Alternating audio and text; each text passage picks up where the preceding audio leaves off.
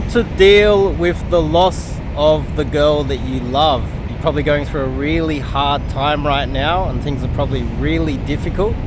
But here's my 3 tips, 3 steps, 3 tips on how you can overcome it in the shortest possible period. Now, 1, I think you have to acknowledge that it is over. You can't keep living in the past and hoping that she's going to come back. You can't keep thinking, oh, what can I say? What can I do to get her to come back to you? Whether it's your fault or not, it's rare that a woman is going to change her mind and come back to you, even though it is in her best interests. It's just female nature. It's just how they are. They make mistakes, they mess up, and she probably doesn't realize how awesome you are, and that's her fault, not yours. But you need to acknowledge that that is what has happened, and there's no going back. You just need to acknowledge it. You just need to make sure that you acknowledge that that is something that has happened.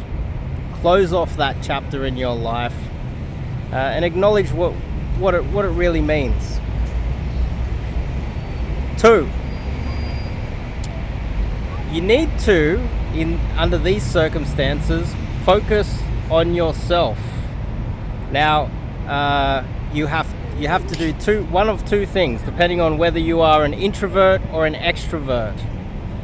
1 is, if you're an extrovert, you need to go out there and socialize a lot with a bunch of close friends of yours, make some new friends, get out there and spend time with family, spend time with friends, work colleagues, go make some new friends, and get out there and spend a little bit more time around people, especially if you're an extrovert. On the other hand, if you're an introvert, you need some time alone to get away from people. You need some peace. You need to kind of get away from the friends. You need some time alone.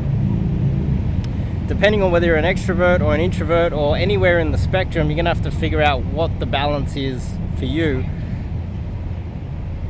Generally, hanging out with people, even if you are an introvert, every now and then should help. Just so you got someone to bounce your ideas off. That's 2. And 3 is to just understand that this is going to take some time.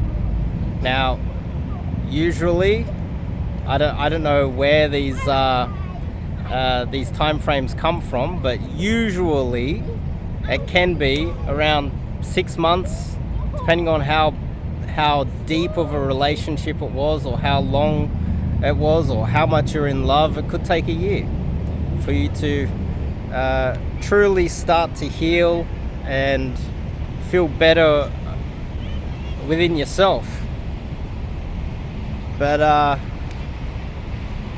you have to give yourself some time and just realize that this is going to be a painful process that might take quite a lot of time, and you might just have to wait it out, unfortunately.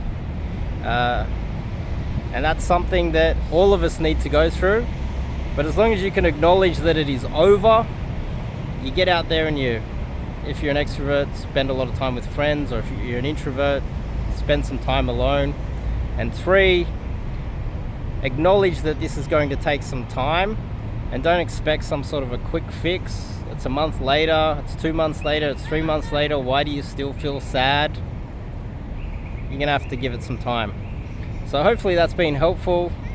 And I'll, top link in the description, or go to my website and check out if you want to sign up and do some coaching. You can also reach out to me and do some coaching call. It's not quite psychologist or counseling calls, but you can reach out and do a coaching call and have a chat to me.